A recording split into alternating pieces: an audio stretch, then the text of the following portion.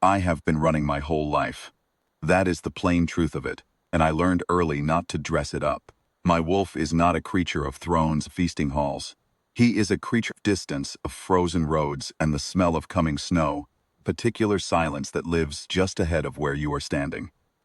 From the day I came into my full power as Alpha of Ironholm, he sent me outward, to the northern border when the river packs grew restless, to the eastern summits, where three chiefs could not agree on a grazing boundary, high passes when winter came early, and the southern villages needed grain moved before the roads closed.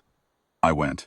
My council never had to compel me, and the kingdom never lacked for a king who showed up. I was always moving, always answering the next call. Every road I ever ran came back to Ashfin. I noticed it before I understood it. Ashfin is the last village before Ironholm's southern border softens into open field. A quiet place, low stone walls, herb gardens that smell of valerian and wood smoke. There is nothing there that should hold a king's attention. And yet every time I came home from a campaign or a summit or a long winter circuit, my wolf veered south, always south, before he'd let me turn toward the capital. I told myself it was the road. I told myself it was habit. I told myself a lot of things that were easier than the truth. The truth was Marin. She was not a woman the village made much of. They called her the herb keeper, the quiet one, the spinster healer at the end of the garden path. She had no mate, no family left to speak of, no standing in any pack hierarchy. When I first stopped in Ashfin on a return from the border, 6 years into my reign, she was the one who came out to tend a scout whose leg had gone bad on the ride south. She did not look at me when I dismounted. She looked at the wound. She cleaned it, packed it with something green and sharp-smelling, and gave the scout clear instructions in a calm voice that suggested she had done this 100 times and expected to do it 100 more. When she finally did glance up and find the Alpha King of Ironholm standing in her garden, she said, without particular alarm, "You can sit or you can stand. Either way, don't crowd him." My wolf went so quiet it startled me, not the braced stillness of threat. The settled stillness of arrival. I stood. I did not crowd the scout. I watched her work, and something in the back of my chest shifted like a door, opening onto a room I had not known was there. I left the next morning. I always left. I came back. It became the shape of my years. A hard season at the border, then Ashfin on the return. Some reason always appeared. A wolf down. A dispute along the south road. A shipment of medicinal stores that needed verifying.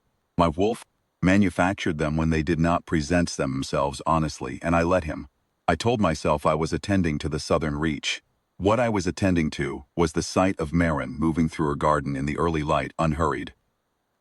Her hands already knowing where to go, the low stone wall behind her gray with frost.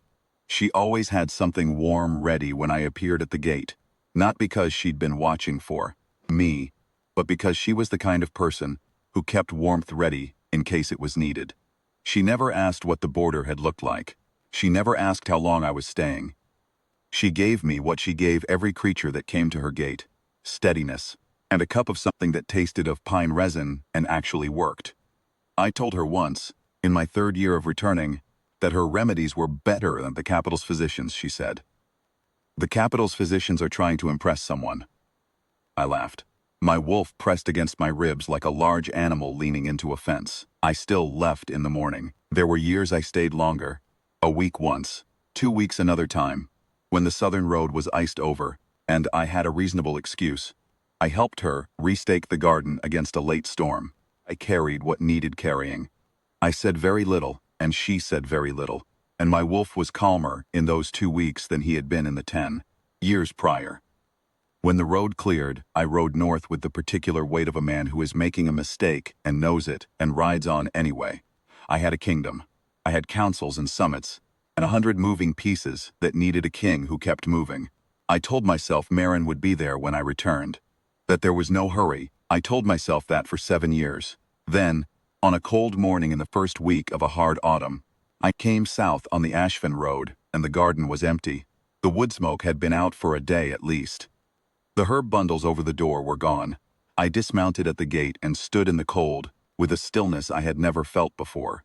Not the wolf's settled quiet, but the hollowed stillness of something missing that had always been there. A village woman Ashvin drawing water told me without much feeling that the herb keeper had finally gone. Packed a single bag the night before. The East Road out. Said she was done waiting for a life that was never coming, which the woman relayed with a small shrug, as if it were the ordinary ending to an ordinary story. My wolf did not move. He burned. I was back on my horse before the woman finished speaking. The East Road out of Ashvin is flat for the first mile, then rises. I rode it at a pace that cost the horse his breath, and I did not slow, because something in the space behind my ribs had become a single clear sound, low and continuous like a bell, struck hard and left to ring. I did not have words for it. My wolf had the word. He had always had the word. I found her at the rise where the Ashvin Road meets the open east track. She was on foot, one pack over her shoulder, her back to me, walking with the particular steadiness of a woman who has made up her mind and is not looking back. I called her name. She stopped. She did not turn immediately. One breath. Two. Then she turned and looked at me sitting there on the heaving horse at the top of the rise. Her face was not surprised. It was something quieter than surprise, something that had been waiting a long time to be confirmed. I got down. I walked to her. I took her hand, not to stop her, not to claim her by force. I took it the way you take a thing you should have taken 7 years ago, and are only now brave enough to hold. The mate mark blazed on the back of my hand gold, as a struck coal, and she made a soft sound and looked down at it, and then up at me, and the bond settled like a fire finding its proper hearth at last. Every road, I said. I could not find more words than that. My wolf didn't need more. He had been saying it for years. I know, she said. And she did know. She had always known. The way she always knew where to put her hands and what the wound needed and how long to let something steep. She had just stopped being willing to wait for me to say it. We rode back to Ashvin together. The village gathered the way villages do when something has cracked open and they can feel it. The woman at the well, the smiths, the packmen who had, more than once, said within my hearing that the herb keeper was no one's and likely to stay that way. I stood at the gate with Marin's hand in mine and the mate mark burning between us where all of them could see it. I did not make a speech. I never did. I just held her hand and looked at the village until the village understood. They understood. Marin became my mate in the hall at Ironholm at the first moon of winter, attended by my council and every wolf of Ironholm who could ride south in time, which turned out to be rather a lot of them, because wolves, I have found, will travel considerable distances for a thing they can sense is right. She wore a dress, the color of frost at morning, and she did not look nervous. She looked like herself, unhurried, steady, already knowing where to put her hands. I have stopped running, not because the roads are gone, or the kingdom grew quiet. It didn't, but because I finally understand what my wolf was doing all those years, sending me out and pulling me back. He was not running from anything. He was running the long way around a truth he had known from the first morning. In that garden, from the first time a woman looked at a wound instead of a king, first time, something in my chest opened like a door into a room that was already warm. Every road I ever ran led me back to her. That was never an accident.